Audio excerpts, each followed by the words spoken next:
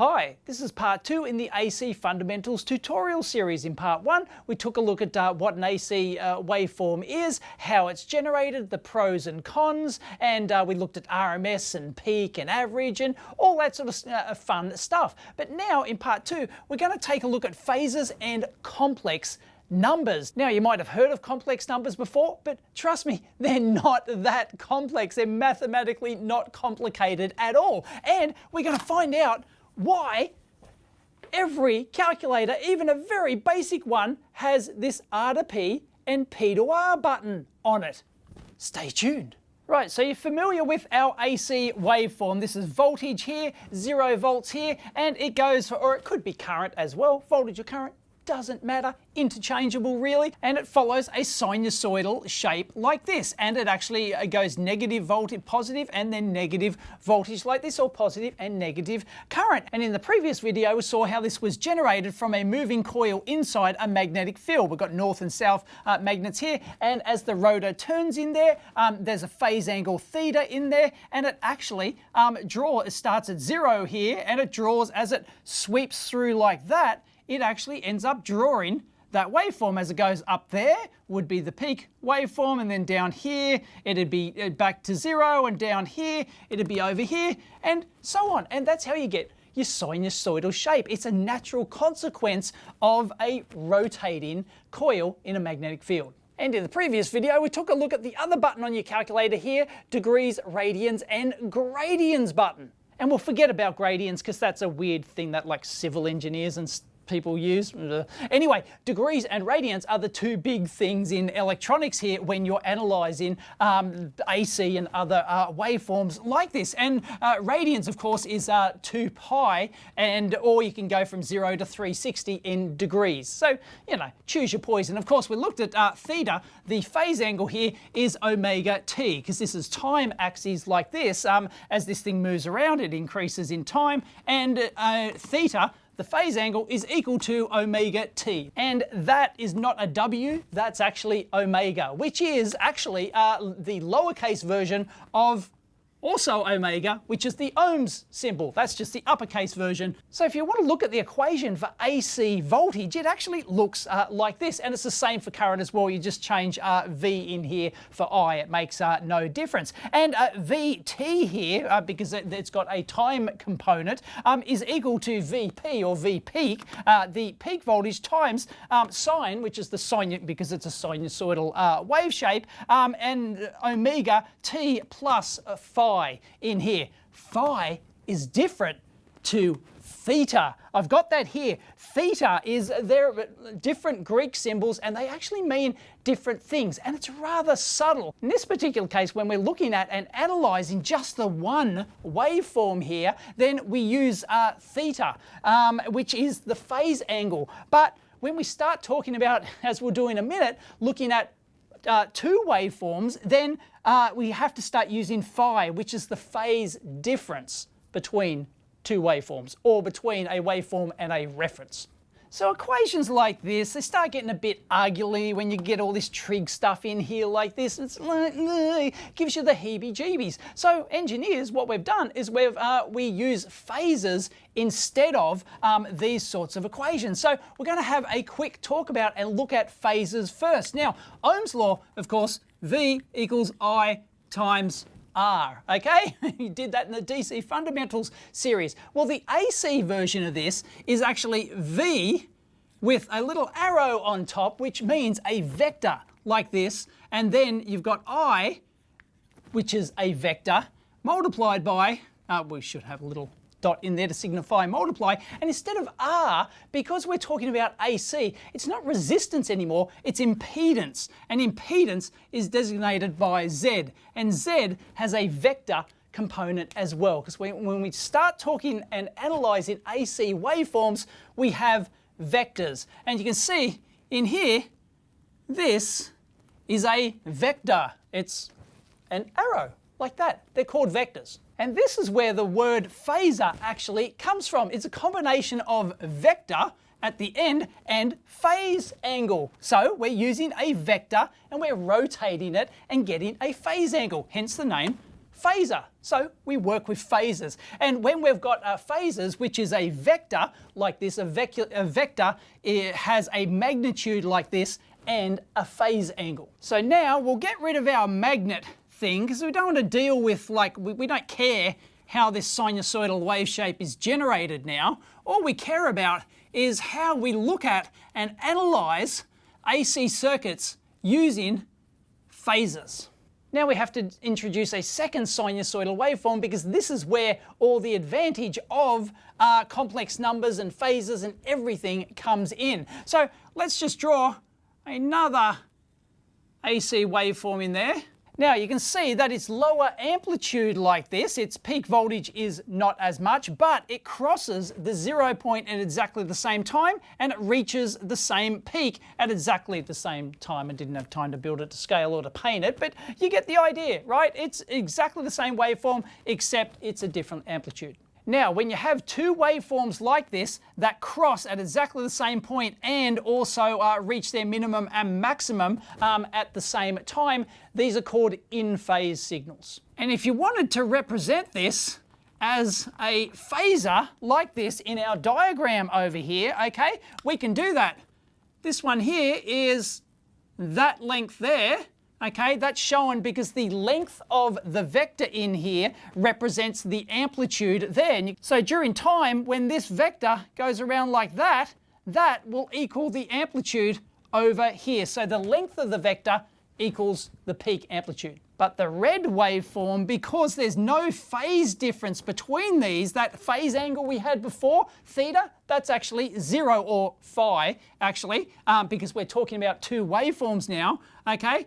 It's exactly the same, but it's this amplitude here, and we can draw another circle in there, and if we dot that across, we'll find that these amplitudes are exactly the same. We've got two different phases here with two different amplitudes, but they're represented pointing in the same direction because there's 0 phase difference between them. They're in phase.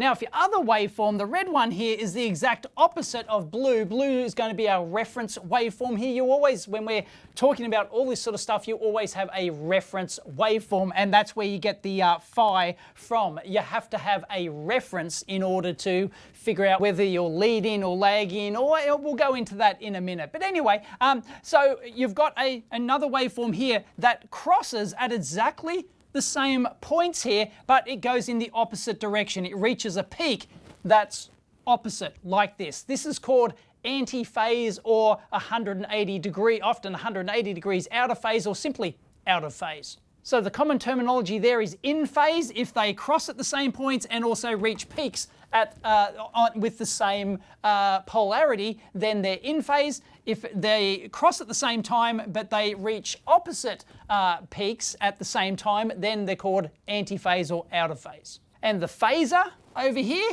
you guessed it, it's 180 degrees like that because the amplitude's a little bit smaller.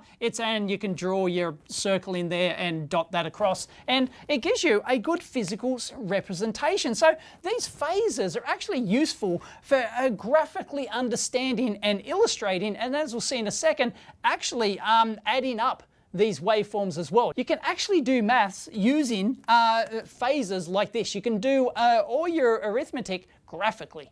Now let's draw another sine wave in here at a different phase angle like this, or it has a phase shift. And we have to start talking in terms of phi here, because the difference in the phase angle between where they cross like this, you can take any point, you can take a peak or any other point. It's just convenient to do it at the 0 crossing point. This difference in phase angle between here and here, that is our phi. That is the phase difference between the two waveforms. As I said, the blue one is going to be our reference. You have to pick a reference. Technically, it might not matter which one it is. You pick a reference. That's the whole idea of this, is you have a reference waveform, and then phi is the phase difference between the second waveform from the first one. How many degrees or radians, depending on which system you're using, how many degrees or radians difference. Now, an interesting thing to note, when you have two sine waves, it doesn't matter what their amplitudes are. It doesn't matter what their phase angle or phase difference is. Makes no difference whatsoever. When you add the two of these up or you subtract them, you end up with a sine wave. You always end up with a sine wave of some amplitude and some phase. So on our phasor drawing over here, how can we draw in the red waveform? Well, we've drawn in the blue waveform, our reference waveform here at time 0. We're drawing it at time 0 and then it rotates. It has an angular momentum or an angular frequency as time goes on. So that will be your angular frequency over here. In fact, that's what theta is. Omega t is your angular frequency over there. I forgot to put it in. Remember that omega is actually 2 pi f. There's a frequency component in there. So we have to take that 0 reference, and what is our value at 0 here? Well, we can dot that across like that, and at that point there where it crosses our amplitude reference circle, like that I'll call it. I don't think it hasn't. Does it have a name? Yeah, amplitude reference circle, that'll do. Anyway, we draw that over, and then at that point, that's the point at time 0. So you draw a vector in like that, and you've got the exact magnitude. This is, if you actually did this on graph paper, right, or in a CAD package or whatever, these would all perfectly line up. It's a bit how you're doing here on the whiteboard, but if you draw it up, this is exact. You know, you can actually take measurements off this, and as we'll see in a minute, you can actually add these waveforms up. So that phase angle in there, or phase difference, that's going to be phi, like that. Okay, so let's actually drop this down onto what's called an Argand diagram, and this is what you analyze and, you know, sort of like visually represent complex numbers in. And we're eventually getting to complex numbers. We're still, you know, looking at how we're going to add phases. Anyway, we can add these two waveforms together, because this is a standard operation in electronics. You want to do is you've got two AC waveforms and you want to add them. Well, we draw them in as our, the blue's not very good, is it? Anyway, now on our Argand diagram, this one going right like this on the x-axis, this is actually what's called our reference plane, or our, it's equivalent to our reference waveform down here, and that's why we draw our reference waveform actually on there, because there's no phase difference between the reference waveform and the reference. The reference waveform is the reference. So that's why it gets put down here as V1, voltage 1. And then we've got voltage 2, which is a vector that has a phase angle. So we can actually add graphically these two waveforms, because as I said, you remember the length of these vectors is actually represents the actual real magnitude, the peak voltage of the waveform. So what we can do, we can add these graphically. So what we do is we get our ruler here, recommend a micro ruler, and you actually get the exact length of it like that, and you keep the angle. So I'll hold my tongue at the right angle, and I'll move this across like this, and I will draw a vector in like that. And of course, you'll also find that length there, if you move that up like that, should be the exact length over there like that. And this gives us a new point over here. And what we can do is we can draw in a line like that. Bingo!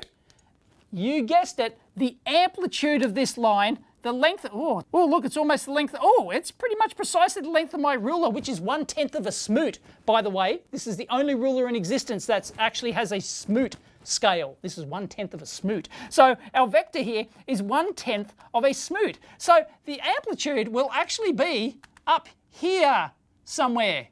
Whoa, it's gone off into the title. I didn't plan this very well. So this is a graphical technique you can use to add two waveforms together and get an actual proper magnitude result out of it, instead of using your confuser over here. Now, you start at time 0 like this, okay? So we've got our two waveforms, our blue and our red, like this, and basically we start at time 0 here, and then we rotate around and we add them at so as we rotate this like this, we're going along the time axis and we add them up. So the blue waveform is 0 at this point, the red waveform's up here, so our green waveform, we'll call that our sum waveform, is the green one. It's the addition of the two of them. Obviously it starts out at this point, and then it's going to be a bit how you doing here on the whiteboard, so it's not exactly correct, okay? But if you did this, as I said, on proper graph paper and you actually did it properly, you would get a real proper magnitude response. And so you add them together. So at this point here, for example, where they cross,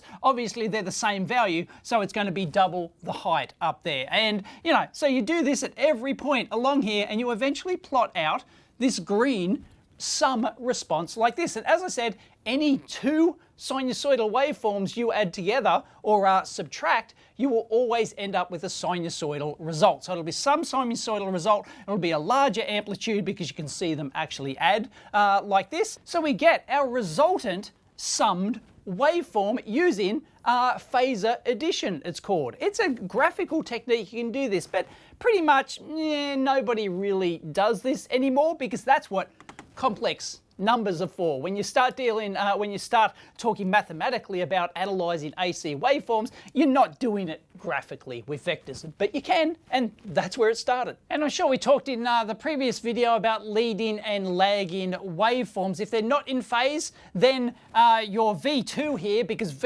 you're always talking in terms of the reference, V1, so our voltage waveform V2 here, the red one, is either leading or lagging depending on the phase difference from the reference here. In this particular case, it's leading because just take the 0 crossing point as the reference. You can take any point, but it's easier, as I said, to take the 0 crossing reference.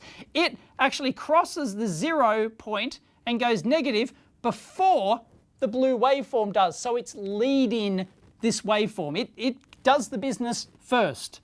So that's called a leading waveform. But if the red waveform was like this, and it actually crossed the 0 point and went negative after our blue reference waveform, then it would be lagging. I'm sure in a previous video I've mentioned the convenient acronym CIVIL here. Gradians? Anyone? Anyway, for capacitors and inductors. In this particular case, okay, V is the voltage, I is the current, and for a capacitor like this, so C is the capacitor, the current I leads the voltage. So the current leads the voltage, and for an inductor, the current lags the voltage because it's after. So you know, anyway, you get the point. And that's why this is not just about generating like voltages with motors and stuff like that. In circuits, you have capacitors and inductors, and capacitors and inductors create a phase difference between waveforms, voltage and current waveforms. So hence, you know, it's important to know this, and for a capacitor, the current leads the voltage. And when you add reactive components like this, as they've called, and we might see why in a minute, reactive components change the phase angle of the voltage and or current in your circuit. And this is why we get into complex numbers, because it does, like, it gets a bit more complex to analyze it. That's not why it's called complex. Anyway, it's called the complex plane here. So that's phasors. So this is graphical addition using phasors, and it's important to learn the concept of where this all comes from, because nobody really uses these graphical methods to actually do calculations anymore. That's what complex numbers are for. So complex numbers is not that complex, but because we've spent a significant amount of time on the background of phasors here, we'll leave complex numbers for the next video and link that up here and down below. Anyway, hope you found phasors interesting. Come check out complex numbers in the next video. Catch you next time.